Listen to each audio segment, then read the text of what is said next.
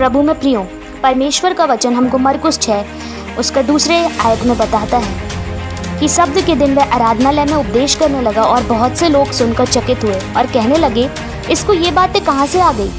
ये कौन सा ज्ञान है जो उसको दिया गया है? कैसे सामर्थ के काम इसके हाथों से प्रकट होते हैं? क्या ये वही बड़ा ही नहीं जो मरियम का पुत्र और याकूब, येसेस, यहूदा और शमौन का भाई है?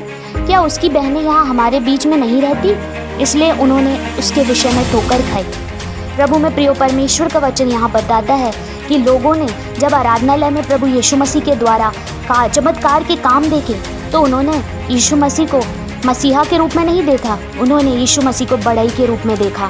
आज परमेश्वर का पवित्र आत्मा हमको बताता है कि जब प्रभु यीशु मसीह हमारी ज़िंदगी में आते हैं, हमारे द्वार पर खटखटाते हैं, जब हमें प्रार्थना के लिए, वचन के लिए बोला जाता है, तो हम भी प्रभु यीशु मसीह को बड़ा ही समझ लेते हैं। हम प्रभु यीशु मसीह को मसीहा नहीं समझते। हम प्रार्थना के महत्व को, वचन के महत्व को, परमेश्वर के साथ संगति बिताने के महत्व को बड़ा हल्का आंक लेते हैं। ये सोच लेते हैं कि इसको ये सामर्थ कहाँ से दी गई, क्या ऐसा हो सकता है? और वचन बताता है कि वहाँ वह कोई सामर्थ के काम ना कर सका, केवल थोड़े से बीमारों पर हाथ रखकर उन्हें चंगा किया और उसे उनके अविश्वास पर आश्चर्य हुआ।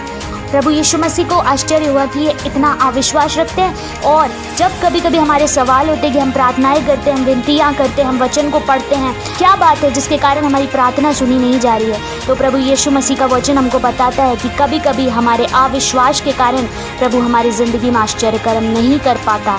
ये प्रभु बताते हैं कि हमारे आश्चर्य कर्म ना होने का कारण कोई और नहीं, स्वयं हम हैं।